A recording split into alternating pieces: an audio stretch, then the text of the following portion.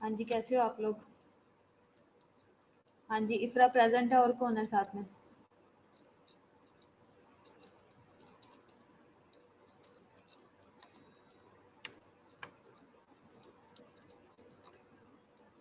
इफ़रा group में message करो, सब लोग ऑनलाइन हो जल्दी से। ग्रुप में मैसेज करो। आवाज़ आ रही है आपको?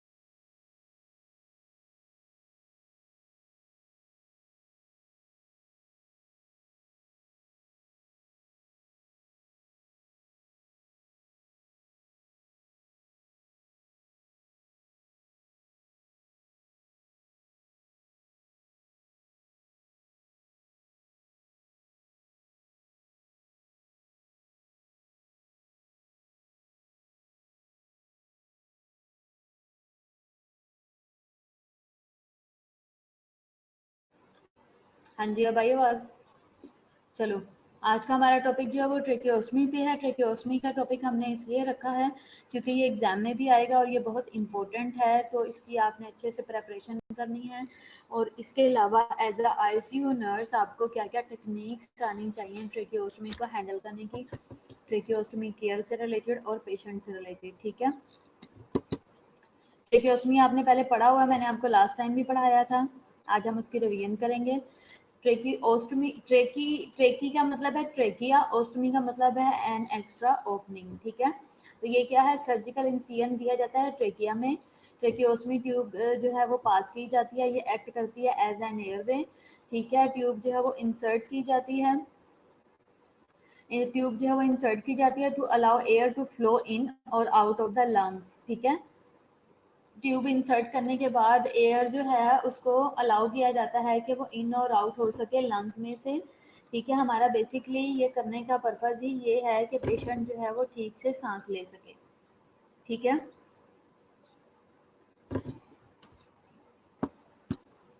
अभी भी आवाज़ का इशू है? हाँ जी इकरा, क्या इशू है आवाज़ का? अच्छा, ट्रेकियोस्मी ट्यूब जो है वो इंसर्ट की जाती है directly into the trachea. Directly trachea के अंदर हम ट्यूब डाल देते हैं।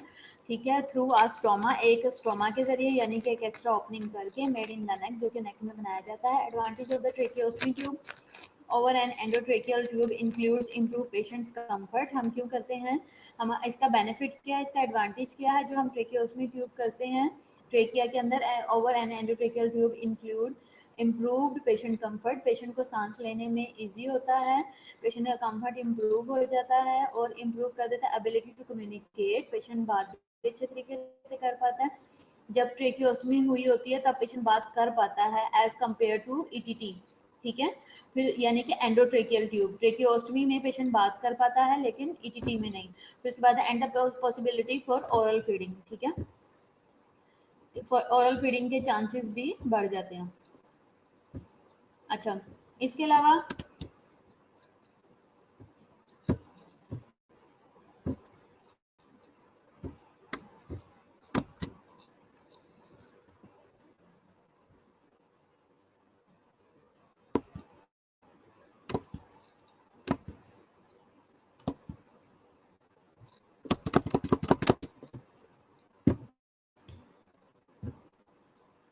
आपको भी ब्लू ऊपर कवर नजर आ रहा है?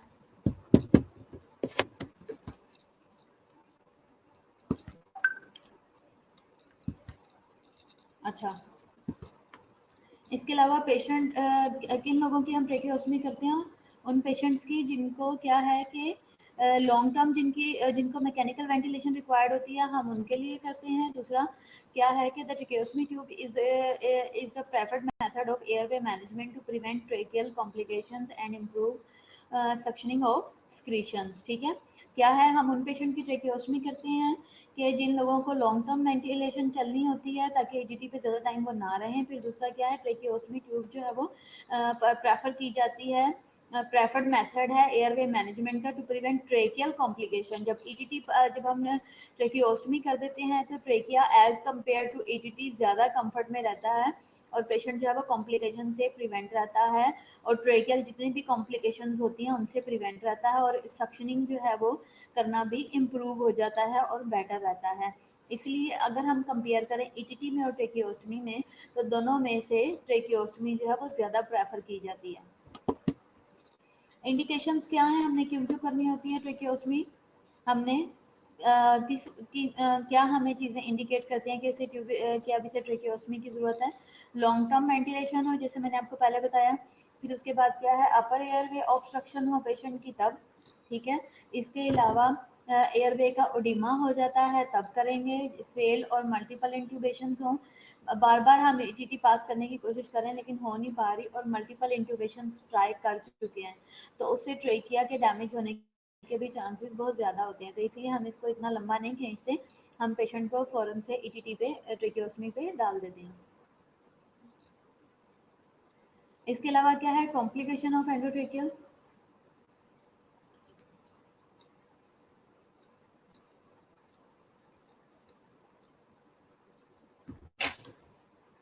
कॉम्प्लिकेशन ऑफ एंडोट्रेकियल इंट्यूबेशन क्या है?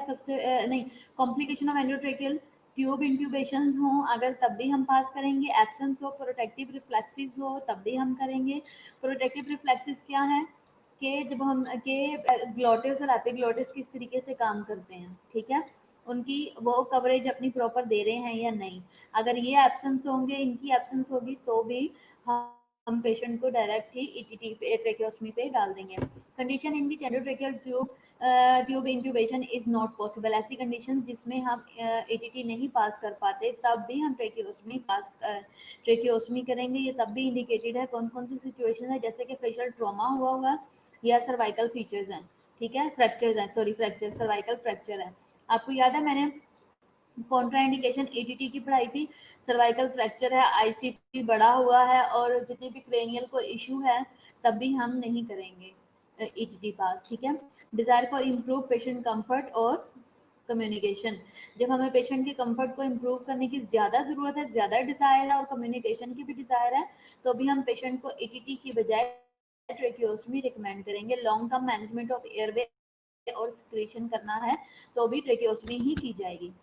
कॉम्प्लिकेशन क्या है? मुझे याद है कि हमारे पास एक दफ़ा आईसीयू में पीआईसी के आईसीयू में ऑलमोस्ट 2 to 3 months एक पेशेंट रहा था आफ्टर कैबेज ट्रेकियोस्टमी पे, और वो हमारे पास ही एडमिट था। और वो इतना ख़राब था पेशेंट, हम उसके साथ इतना ज़्यादा कोऑपरेट करते थे और वो इतना ख़राब था, वो इरिटेट हो चुका था। और उसे रास्ते, वो चलता फिरता था, ट्रेकियोस्टमी पे हाथ रख के बात करता था और इधर उधर मूव होता था, जाता आता था बाहर। और वो एक टाइम होता था, एक उसने ऐसी हरकतें एकदम से शुरू कर दी थी कि जो हमारे खाने के लिए छोटा सा एक ऑफिस बना हुआ था आईसीयू के अंदर, उसने क्या करना, उसने वहां जाके यूरन कर आना रात में, लेट नाइट उसने उठना, जब वॉक करना तो उसने ये वाली हरकत कर देनी। अच्छा, फिर एक दफ़ा ऐसा हुआ था कि उसकी सक्शन, कुछ लोग उसको देख रहे थे और उसकी सक्शन प्रॉपर नहीं थी हुई। मैंने आपको ट्रेकियोस्टमी का पहले भी बताया कि ट्रेकियोस्टमी की सक्शन प्रॉपरली होना बहुत ज़रूरी है। अगर ट्रेकियोस्टमी की सक्शन प्रॉपर नहीं करते तो ट्रेकियोस्टमी का जो होल है, जो ओटमी बनाई हुई है, उसके अंदर प्लग बन जाता है। एक्सक्रीशन जब जमा होना शुरू होती है तो वो एक वक्त एक्सक्रीशन का रिंग बनता जाता है, और एक वक्त आता है जब वो रिंग टाइट हो जाता है और उसके अंदर से एयर एंट्री प्रॉपर नहीं होती तो ट्रेकियोस्टमी ब्लॉक हो जाती है और पेशेंट रेस्पिरेटरी अरेस्ट में चला जाता है। तो उस पेशेंट का मैंने ये लाइव देखा हुआ है कि उस वो सक्शन नहीं था करवाता, कोऑपरेट नहीं था करता, तो उसकी वजह से उसकी सक्शन करना भी मुश्किल थी। और इस सिचुएशन में पेशेंट का जब प्लग बन गया था तो पेशेंट हमारे सामने रेस्पिरेटरी अरेस्ट में चला गया और डॉक्टर ने उसी वक्त जो है सक्शन करने की एक दो दफ़ा कोशिश की, नहीं हुई तो उसने जो उसकी ट्रेकियोस्टमी थी वो बाहर निकाल दी और जल्दी से दूसरी उसकी जगह पास कर दी और पेशेंट की सैचुरेशन उसी वक्त ही मेंटेन हो गई। और जब ट्रेकियोस्टमी बाहर निकाली तो वो सारी ब्लॉक थी, ठीक है, ट्यूब जो बाहर निकाली वो ब्लॉक थी। तो वो क्यों ब्लॉक थी? क्योंकि सक्शन उसकी प्रॉपर नहीं की होती।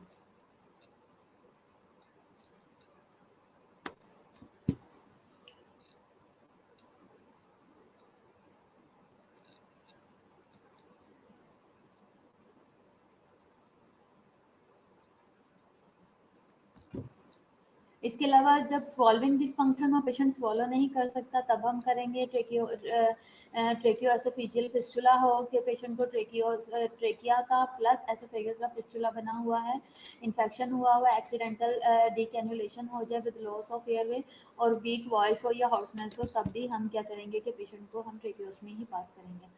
ट्रेकियोस्मी ट्यूब आप देख सकते हो, जैसे ये एनाटमी है, ये बच्चे की ट्रेकियोस्मी पास हुई हुई है। यहाँ पे क्लियर पिक्चर में दिखाया हुआ है कि ट्रेकियोस्टमी में कैसे ट्रेकिया में एक एक्स्ट्रा ओपनिंग करके ट्यूब पास की गई है और ये जो ट्यूब है ये एयर को इन और आउट करने में हेल्प कर रही है। कहाँ से? लंग्स के अंदर से। टाइप्स ऑफ ट्रेकियोस्टमी क्या है? मेटल ट्रेकियोस्टमी ट्यूब्स भी होती हैं, ठीक है। अब इसमें क्या है कि ये आप देख सकते हो कि ये जो ट्यूब है इसका, इसके सारे फीचर्स दिखाए हुए हैं कि क्या है कि एक स्लॉट बनी हुई है ट्यूब साइड्स के लिए, ठीक है, टाइज के लिए कि ट्यूब को अगर आपने टाई करना है। इसके अलावा फेस प्लेट है ये सारी, और इसके ये जो है ये वेल्व बना हुआ है, valve use for cuff inflation, यहाँ से हम एयर एंट्री करते हैं। याद है मैंने आपको ईटीटी का भी बताया था, उसमें भी हम इधर से ये जो वेल्व बना हुआ है यहाँ से हम एयर फिल करते हैं। और ये क्या है? ये पायलट बैलून है और ये सारी क्या है? एयर ट्यूबिंग है। ईटीटी के अंदर हमने ब्लू कलर की देखी थी, ट्रेकियोस्मी में ये वाइट कलर की है। जब हम इस वेल्व से जो एयर फिल करते हैं तो ये जो पायलट बैलून बना हुआ है इसमें एयर फिल हो जाए, यहाँ से एयर पास होती है और आगे जो कफ बना हुआ है वो क्या होता है? वो इन्फ्लेट हो जाता है, ठीक है। वो अपने पहले ये फ्लैट होता है और जैसे ही हम एयर फिल करते हैं तो ये इन्फ्लेट हो जाता है और ये बैलून कफ जो है वो फूल जाता है ताकि ट्रेकिया के अंदर ये ट्यूब जो है वो फिक्स रहे। और ये जो पायलट बैलून है इसके अंदर जो एयर होती है हम इसे प्रेस करके देखते हैं, अगर ये प्रेस करने में मुश्किल हो तो इट्स मीन कि ये जो कफ है ये अच्छा सा इन्फ्लेटेड है। लेकिन अगर जैसे ही प्रेस किया और ये दब जाता है, ये पायलट बैलून अगर इजीली दब जाए और वापस एयर रिफिल ना हो तो इट्स मीन कफ के अंदर भी एयर जो है वो अब नहीं है, ठीक है। टाइप्स ऑफ ट्रेकियोस्मी में उन्होंने क्या, डिस्पोजेबल इनर कैनुला होता है इसके अंदर, और जो सेकंड वाली है इसमें जो है वो कफ ट्यूब है विद रीयूजेबल इनर कैनुला। उसमें क्या है, डिस्पोजेबल है, इसमें रीयूजेबल है। तीसरे में क्या है, डिस्पोजेबल, इसका भी डिस्पोजेबल इनर कैनुला है, लेकिन इसके कफ नहीं बने, ये इसके साथ जो है वो हमारे पास एयर कफ नहीं है जो कि इन्फ्लेट हो। ठीक है, पोजीशन क्या रखेंगे आप ये पिक्चर में देख सकते हो, जो पोजीशन उन्होंने बताई हुई है। क्या है position for patient for tracheostomy tube elevated, इसके अंदर बाय सैंड बैग के जरिए जो है वो इसको एलिवेट किया होता है, नेक के नीचे रखा जाता है पेशेंट, ताकि जो है वो उसका ट्रेकिया जो है वो बिल्कुल प्रोमिनेंट हो जाए।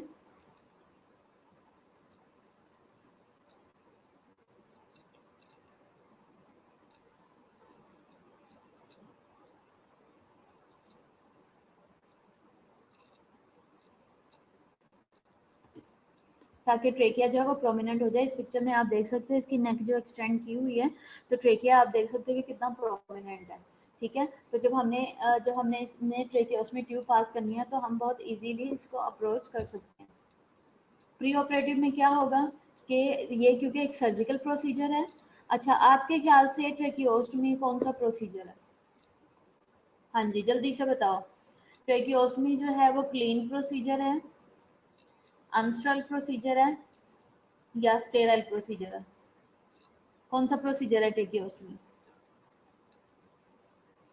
हाँ जी, कौन बताएगा, जल्दी से बताओ।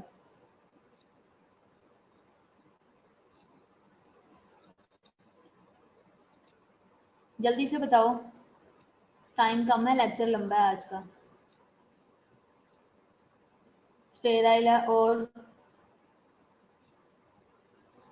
और आपदा इफ्रा, लुबाना, स्टेराइल है, ठीक है। और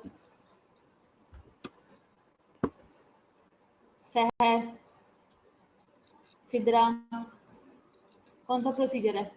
स्टेराइल है। और बाकी सर्जिकल अनस्टेराइल प्रोसीजर। वाह, अच्छा रोनाल्ड पता नहीं कहाँ बैठ के बात सोचता है फिर जवाब देता है रोनाल्ड?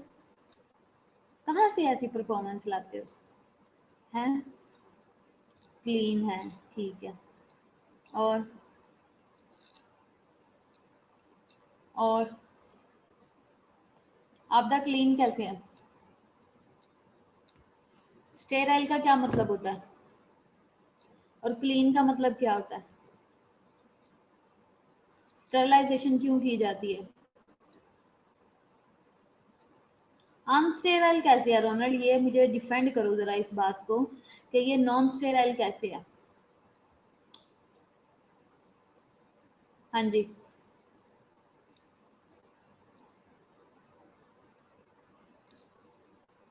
बताओ।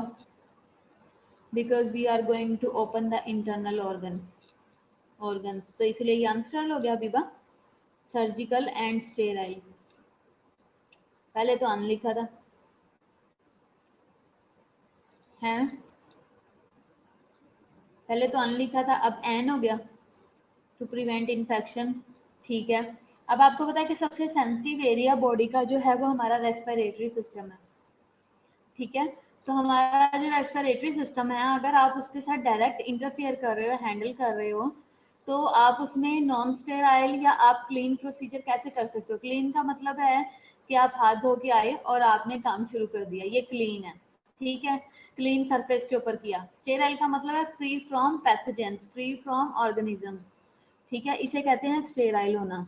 ठीक है, स्टेरलाइजेशन मेंटेन रखना, फ्री फ्रॉम पैथोजन रखना। ठीक है, तो क्या है कि हमने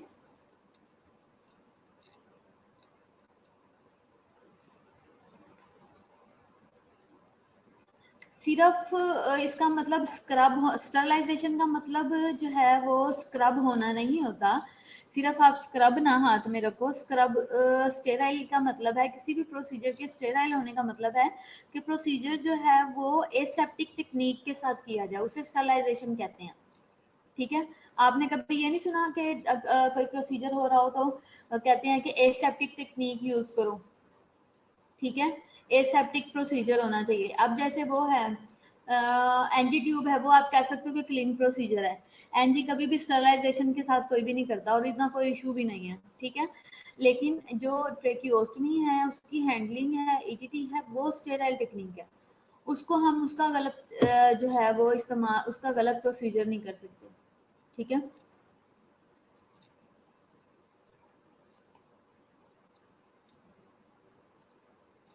तो अब बेसिकली बात क्या है कि आप के ये वाला प्रोसीजर जो है वो स्टेराइल है, ठीक है। अगर आप कहो कि स्क्रब होते हैं तो स्क्रब होने के लिए अगर तो ये टेक्निक, अगर ये प्रोसीजर होगा ओटी में, तो वहाँ पे जो डॉक्टर जब प्रोसीजर करने आएगा वो गाउन ग्लव्स पहनेगा और वो फिर प्रोसीजर करेगा, ठीक है।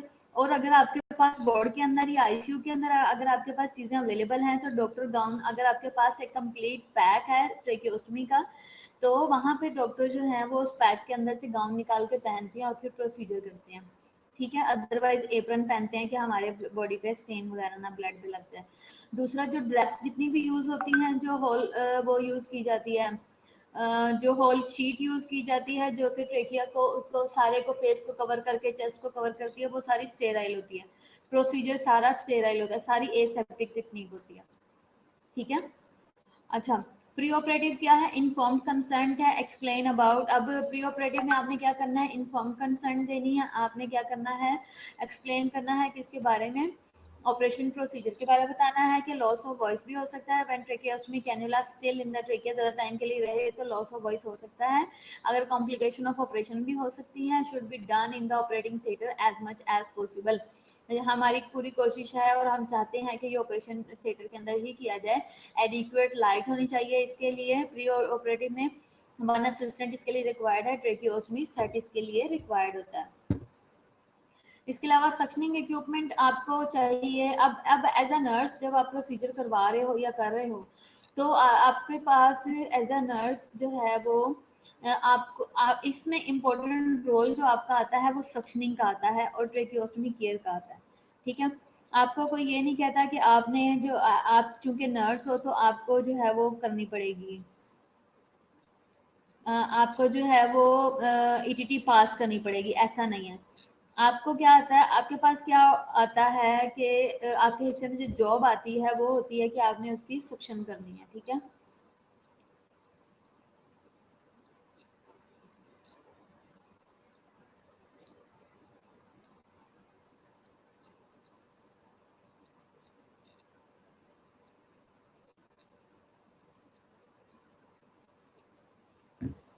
बेसिकली इसमें है क्या, सक्शन जो है वो मेन प्रोसीजर है, वो भी आपका जो आप लोगों ने करना होता है एज अ नर्स। तो उसमें आपने नर्सिंग में जब आप नर्सिंग केयर प्रोवाइड कर रहे हो तो प्रॉपर सक्शनिंग होना बहुत इंपॉर्टेंट है, और सक्शनिंग के साथ जो है स्टेराइल टेक्निक होना बहुत इंपॉर्टेंट है, सेफ प्रोसीजर करना बहुत इंपॉर्टेंट है, पेशेंट को फ्री फ्रॉम कॉम्प्लिकेशन रखना बहुत इंपॉर्टेंट है, और उसकी डॉक्यूमेंटेशन और जो है वो केयरफुल ऑब्जर्वेशन बहुत इंपॉर्टेंट है। तो इसलिए हम ज़्यादा फोकस हमने किया है उसकी इंडिकेशंस पे, कॉम्प्लिकेशंस पे, और अब हम देखेंगे कि इसके लिए सक्शन आपने करनी किस तरह से है। तो इक्विपमेंट सक्शनिंग की क्या है? पोर्टेबल सक्शन मशीन आपको चाहिए, सक्शन कनेक्शन ट्यूबिंग चाहिए, स्टेराइल सक्शन कैथेटर चाहिए, ग्लव्स चाहिए, वाटर सेलाइन और रिससिटेशन बैग चाहिए। ये आप देख सकते हैं ये सारी चीज़ें अवेलेबल है। ये सक्शन मशीन है, ये एम्बो बैग है, और ये पेशेंट को जो है वो एयर प्रोवाइड की जा रही है। ये ग्लव्स हैं, ये सेलाइन है, और ये जो है वो नेलेटन ट्यूब है, ये नेलेटन कैथेटर है जो प्री मार्क्ड है, जिसके ऊपर ऑलरेडी लाइंस लगी हुई हैं मेजरमेंट के लिए। सक्शनिंग के स्टेप्स क्या हैं? अब सक्शन करने का तरीका आप लोगों हमने इकट्ठे शेयर किया हुआ है कि किस तरीके से सक्शन करते हैं। फर्स्ट ऑफ ऑल क्या है, हम हैंड वॉश करेंगे, ग्लव्स पहनेंगे, ठीक है। एक ग्लव हैंड जो है उससे होल्ड करेंगे सक्शन एंड को of catheter and protect catheter from touching anything, ठीक है। मोस्ट इंपॉर्टेंट, अगर आपका कैथेटर इधर उधर टच करेगा तो बहुत ज़्यादा वो फिर प्रॉब्लम हो जाएगी, वो अनस्टेबल हो जाएगा। दूसरा, आपने अटैच करना है कैथेटर को सक्शन मशीन के साथ, फिर आपने जेंटली इंसर्ट करना है कैथेटर को into the tracheostomy to specific depth indicated, ठीक है। आपने कैथेटर को अटैच, सबसे पहले आपने हाथ धो लिया, आपने ग्लव्स पहने, ग्लव्स पहनने के बाद आपने टीटी को अपने हाथ में पकड़ लिया, फिर आपने अगला स्टेप किया, सॉरी नेलेटन को सक्शन कैथेटर को हाथ में पकड़ लिया और उसको यहाँ वहाँ टच नहीं होने दिया। फिर आपने क्या किया, आपने जो कैथेटर है उसको सक्शन मशीन के साथ भी अटैच कर लिया। अगला काम अब आपने क्या किया कि आपने जो कैथेटर है उसको जेंटली इंसर्ट करना है ट्रेकियोस्टमी में, ठीक है।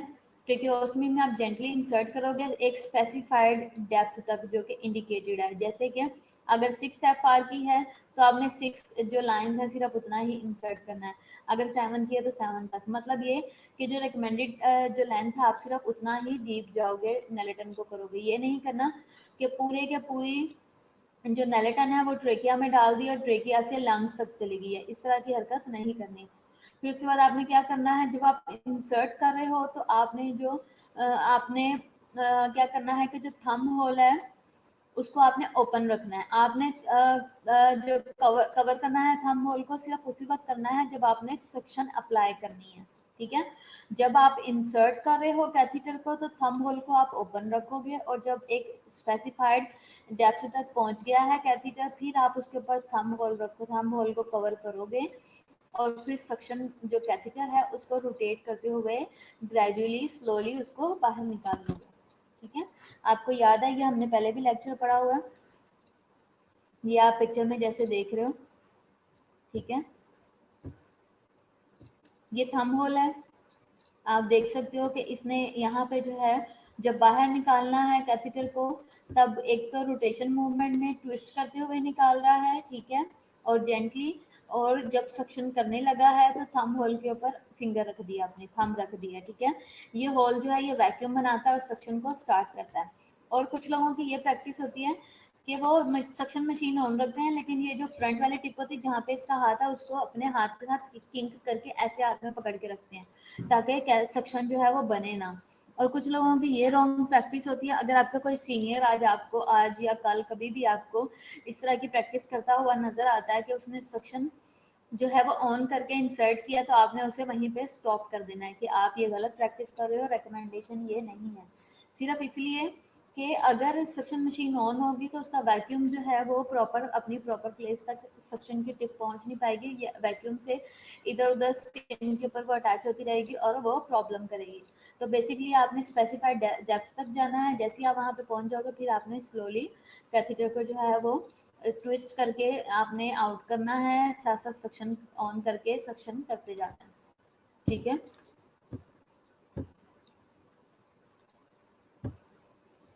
क्या है, जेंटली ट्विस्ट करना है कैथेटर को as it is being removed, आपने जेंटली ट्विस्ट करते हुए कैथेटर को आपने जब रिमूव करना है तो निकालना है।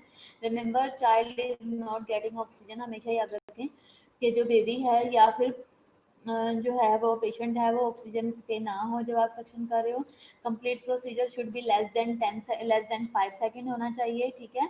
लेस देन 5 सेकेंड पे मैंने लास्ट टाइम भी फोकस किया था, आज भी आपको बता रही हूँ कि लेस देन 5 सेकेंड इसलिए रखा जाता है कि जब आप लेस देन 5 सेकेंड इसलिए है फर्स्ट ऑफ ऑल कि आपका ज़्यादा इंटरेक्शन या इंटरफेयर ट्रेकिया के साथ डायरेक्टली ना हो, मिनिमम टाइम के लिए हो।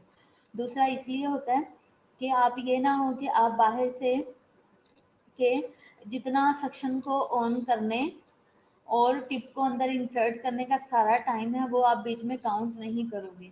जब आपने इंसर्ट कर दिया है और सक्शन ऑन की है उस टाइम को आप लेस देन 5 सेकेंड काउंट करोगे, ठीक है। सक्शन ऑन करके जब आप ट्विस्ट करके निकाल रहे हो उसे आप लेस देन 5 सेकेंड काउंट करोगे। डिस्कार्ड कर देना है सक्शन कैथेटर को और ग्लव्स को और आपने हैंड वॉश करना है, ठीक है। ये आप देख सकते हैं कि इंसर्ट करते हुए जब कैथेटर को इंसर्ट कर रहा है तो तब क्या है उसने थंब होल से अपना जो है वो थंब उठाया हुआ है और जब बाहर की तरफ निकाल रहा है, ये वाली पिक्चर में भी आप देख सकते हो कि उसने इंसर्ट करते हुए आप ये देख सकते हो कि ईटीटी कहाँ तक पहुंची है, ट्रेकियोस्टमी में सक्शन कहाँ तक पहुंची है और थंब होल के ऊपर उसका हाथ नहीं है, ठीक है। तो क्या करना है उसने इस ये सिर्फ इंसर्ट करने की पिक्चर है और जब आउट करना है तो आउट करते हुए उसने क्या किया है कि ट्विस्टिंग मोशन में उसने आउट किया है, ट्विस्ट करते हुए जेंटली ट्विस्ट करते हुए आउट किया और थंब होल के ऊपर जो है वो अपना थंब रखा है ताकि प्रेशर बना रहे सक्शन का, ठीक है। सक्शन की डेप्थ क्या होनी चाहिए, अब जब हम बात करते हैं कि प्री मार्क्ड टेक्निक होनी चाहिए और सक्शन जो है वो एक लिमिटेड डेप्थ तक हो, ये सारी बातें करते हैं तो हम इन पे इम्प्लीमेंट कैसे कर सकते हैं। इसके लिए आपको सक्शन डेप्थ का पता होना बहुत ज़रूरी है। इसके लिए आपने प्री मेयर टेक्निक को आपने यूज़ करना है रूटीन सक्शनिंग के लिए, ठीक है। प्री मैयर टेक्निक क्या होती है? इसमें प्री मार्क्ड कैथेटर लिया जाता है। प्री मार्क्ड वो वाला कैथेटर है जो कि मैंने आपको अभी पहले पिक्चर में दिखाया भी है, जिसके ऊपर लाइंस लगी होती हैं, उसे प्री मार्क्ड कैथेटर कहते हैं।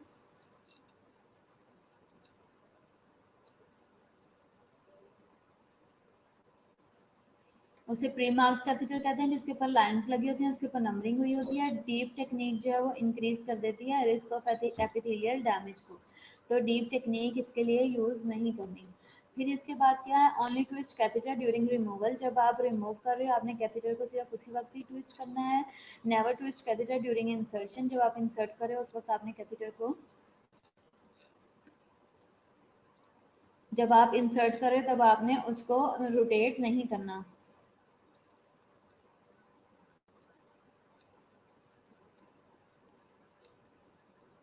Only twist catheter during removal. जब आप रिमूव करोगे आप सिर्फ कैथेटर को उसी वक्त ही जो है वो करोगे, सिर्फ आप उसी वक्त ही ट्विस्ट करोगे। और जब कैथेटर को इंसर्ट करें तब आपने ट्विस्ट नहीं करना, ताकि डायरेक्टली स्मूथली अपने प्रॉपर प्लेस पे पहुंच जाए। फिर उसके बाद क्या है? Do not insert suction catheter beyond the tip. आपने बियॉन्ड द टिप कैथेटर को इंसर्ट नहीं करना ऑफ द ट्रेकियोस्टमी ट्यूब। ठीक है, जैसे कि ये इस पिक्चर में शो हो रहा है, आपने बहुत ज़्यादा डीप इनसाइड नहीं जाना। ठीक है।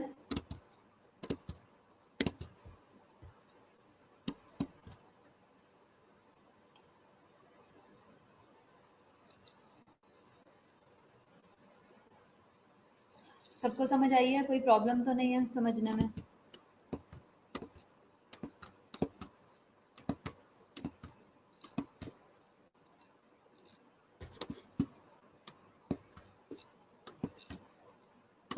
हाँ जी, समझ आ गई। कुछ मुश्किल था इसमें?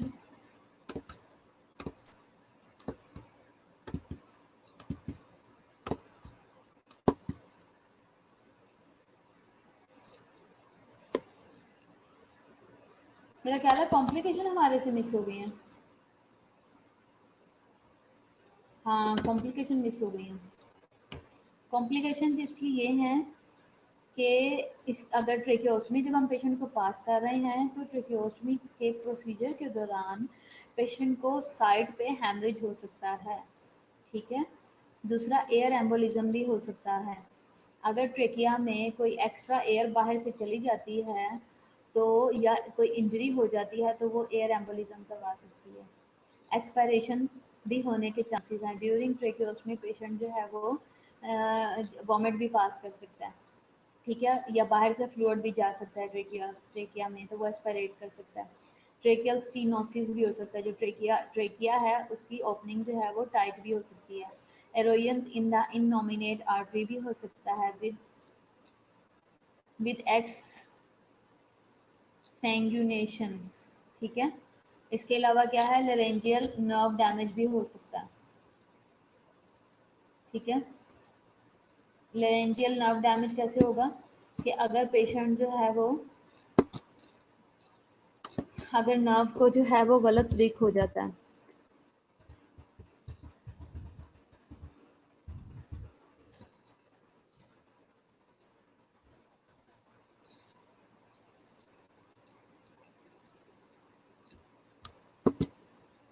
अच्छा, अच्छा, क्या हो सकता है कि जो मतलब ये है कि ड्रेन करते वक्त कॉम्प्लिकेशन आ सकती है। ठीक है। जब हम ड्रेन करने की कोशिश कर रहे हैं तो ड्रेन के दरमियान में कॉम्प्लिकेशन हो सकती है। ड्रेन का मतलब है इनोमिनेट आर्टरी जो है, उसमें जब हम इनोमिनेट आर्टरी जो है वो बेसिकली ब्लड सप्लाई कर रही है नेक को और अदर ऑर्गन्स को, तो उसकी जो है वो एरोयंस हो सकती है और वो क्या कर सकती है कि उसको ड्रेन, वो डायरेक्टली ट्रेकिया में ड्रेन हो सकती है। ये हम मैं बता रही हूँ, एरोयन इनटू द इनोमिनेट आर्टरी। ठीक है। लेरेंजियल नर्व डैमेज कैसे होगा? कि लेरेंक्स जो, जब हम ट्रेकिया के साथ, जब हम ट्रेकिया को हमने कट लगाया और हमने ट्यूब इंसर्ट करने की कोशिश की है तो उससे नर्व डैमेज हो सकती है, लेरेंक्स की भी। नीमोथोरेक्स भी हो सकता है। ठीक है। मैंने अभी यही बताया आपको रोनल्ड। नीमोथोरेक्स क्या है? नीमोथोरेक्स है सबकुटेनियस और मीडिया स्टर्नल एम्फोसीमा। ठीक है। निमोथोरेक्स भी हो सकता है और सबक्यूटेनियस मीडिया टनल जो है वो एम्फोसीमा भी पेशेंट को हो सकता है। ठीक है,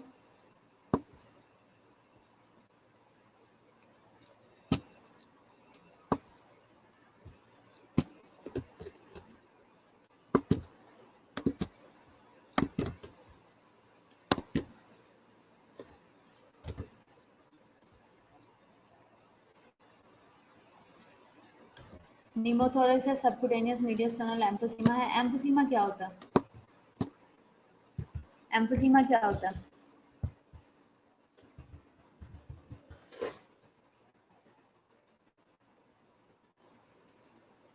हाँ जी,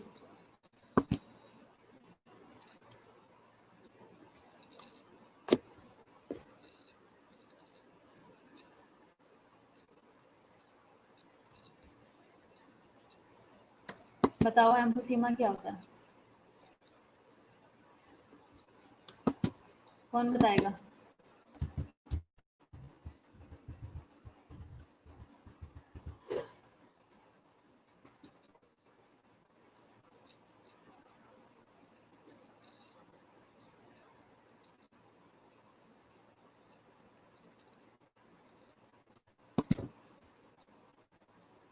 एयर इन लंग्स है, ठीक है।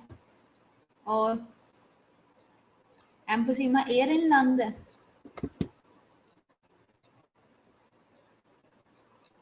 एम्फोसीमा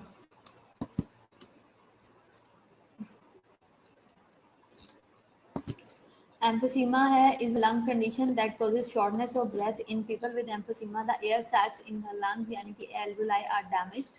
Over time, the inner walls of the air sacs weaken and rupture, create larger air space instead of many small ones. ठीक है, यानी कि वो अपने वो रप्चर हो जाते हैं और वो साइज में बढ़ जाते हैं।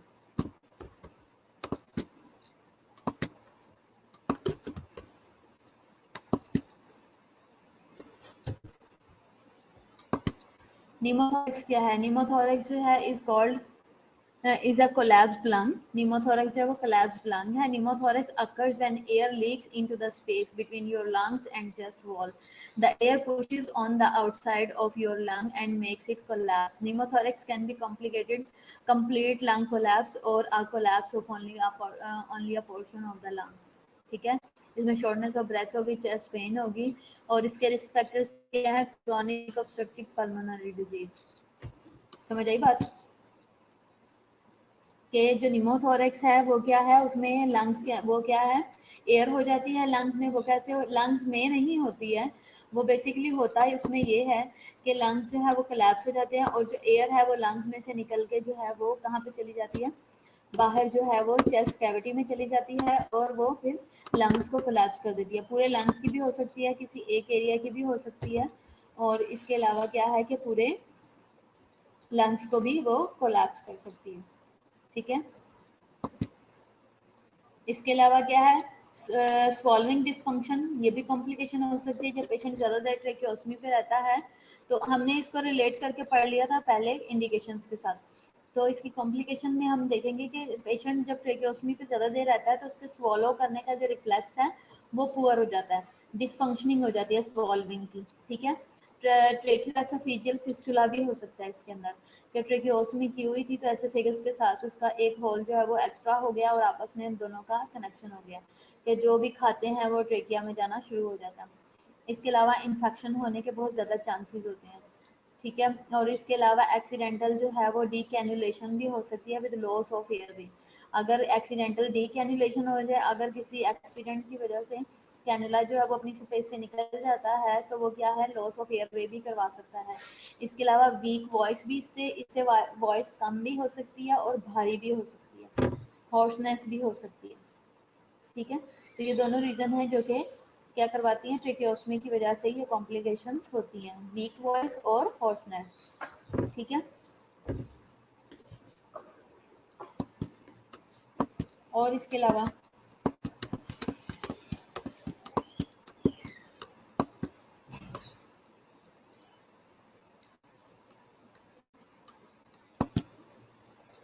हाँ जी, कोई क्वेश्चन है?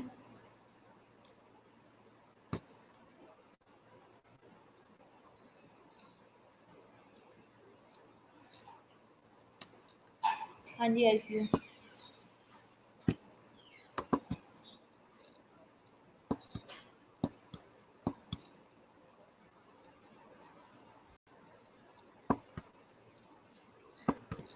बताएं कोई क्वेश्चन।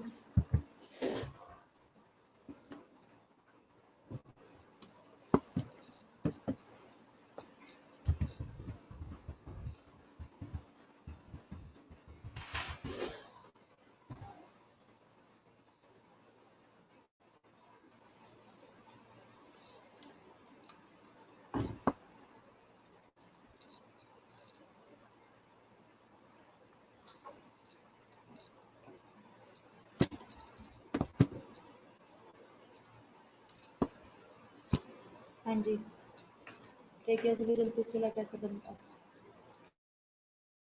अच्छा,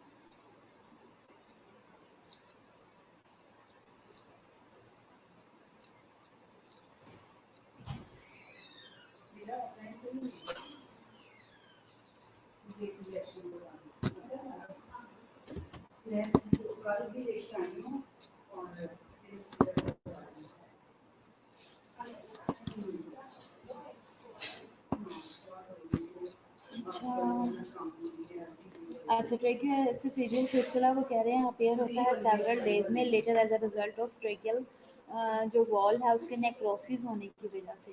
जब वॉल जो ट्रेकियल वॉल है जब वो नेक्रोटिक होना शुरू हो जाती है तो वो फिर अपनी जगह से शेड होती है और वो कॉज करती है ट्रेकियल एसोफेजियल फिस्टुला को। Caused by the endotracheal tube incubation depend on several factors. ठीक है, और बहुत सारे इसके रीजंस भी हैं। जब प्रोलॉन्ग टाइम के लिए रहती है तो तब भी ये रीजन बनती है। ऑल्दो डेफिनेट कॉज जो है वो एग्जिस्ट करता है। कंजेनिटल ट्रेकियो एसोफेजियल फिस्टुला भी होता है एसोसिएटेड विद द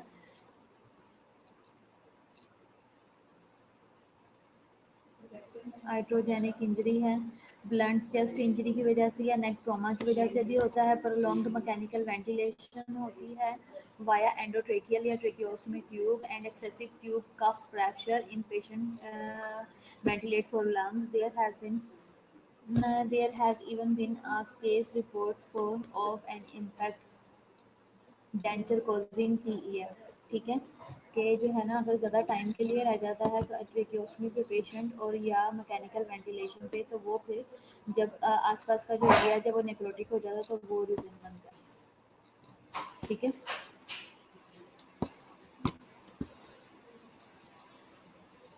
जब मसल ज़्यादा टाइम के लिए जब नेक्रोटिक हो जाते हैं, एक ही चीज़ जब पर लॉन्ग टाइम के लिए महीनों से ज़्यादा रहती है और प्रॉपर केयर भी नहीं प्रोवाइड होती, उधर के एरिया पे सर्कुलेशन नहीं जा रही तो वो फिर रीज़न बनेगी। ठीक है,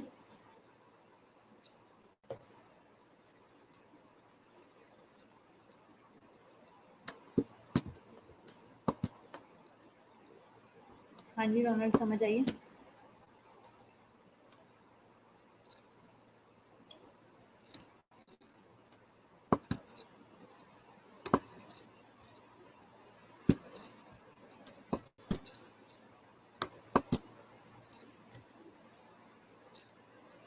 प्रॉक्सिमल जो है वो एट्रीजिया भी होता है डिस्टल फिस्टुला के साथ। आइसोलेटेड जो है वो एसोफेजियल एट्रीजिया भी होता है। आइसोलेटेड फिस्टुला भी होता है। एज टाइप का 4% डबल फिस्टुला भी होता है। इंटरवीनिंग एट्रीजिया और प्रॉक्सिमल फिस्टुला भी होता है। ये मल्टीपल इसकी टाइप्स हैं।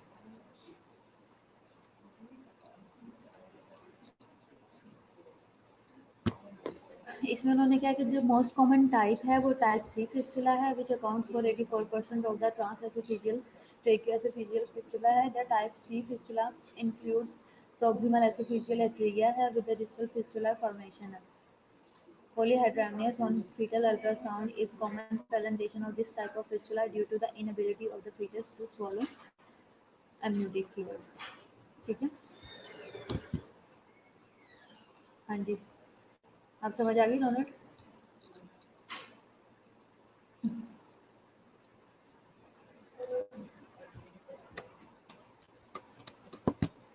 हाँ जी, और कुछ पूछना है किसी ने? कोई और क्वेश्चन?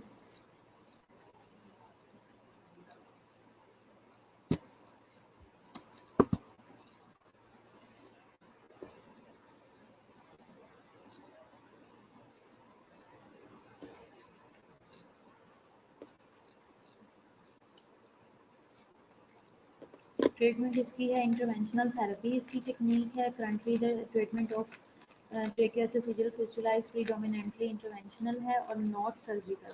ठीक है, सर्जिकली इसको क्लोज नहीं करेंगे, इसके लिए जो है वो इंटरवेंशन भी की जाती है, यानी कि मेडिकली ट्रीट किया जाएगा।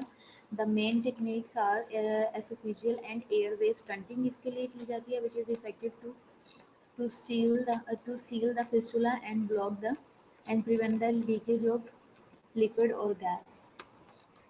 ठीक है, अगर क्योंकि एसोफेजियल है, एसोफेगस की हम बात कर रहे हैं तो उधर से लिक्विड जो है वो लीक होगा, और अगर हम ट्रेकिया की बात करें तो वहाँ से गैसेस लीक होंगी, तो हम इन दोनों के दरमियान का जो एक रास्ता बना हुआ है उसको सील कर देंगे स्टेंट के थ्रू, और वो जो स्टेंट है वो फिर दोनों की आपस में जो है वो शेंटिंग होने नहीं देगा, वो शेंटिंग से प्रिवेंट करेगा। ठीक है, क्लियर हो गया इसकी ट्रीटमेंट का भी?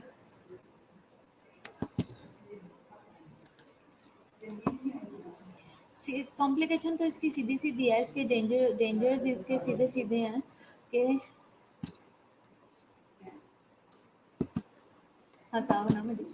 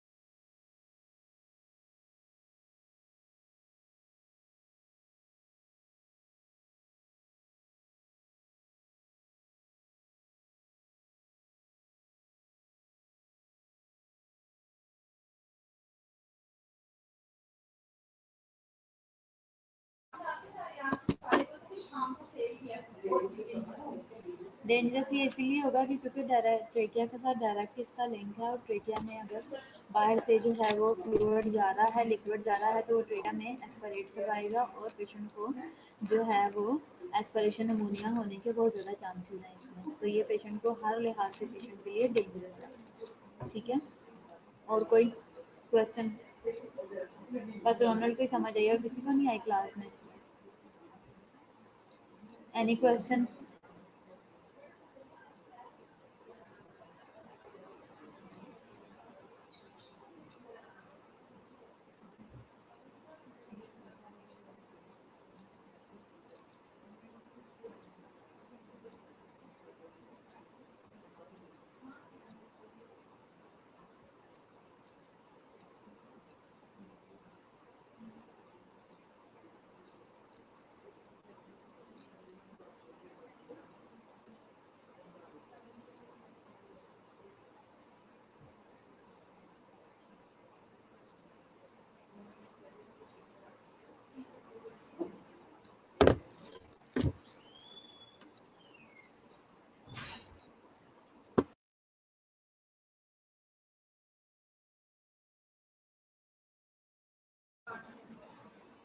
तुम्हारा लेक्चर है मेरी बात? हम्म,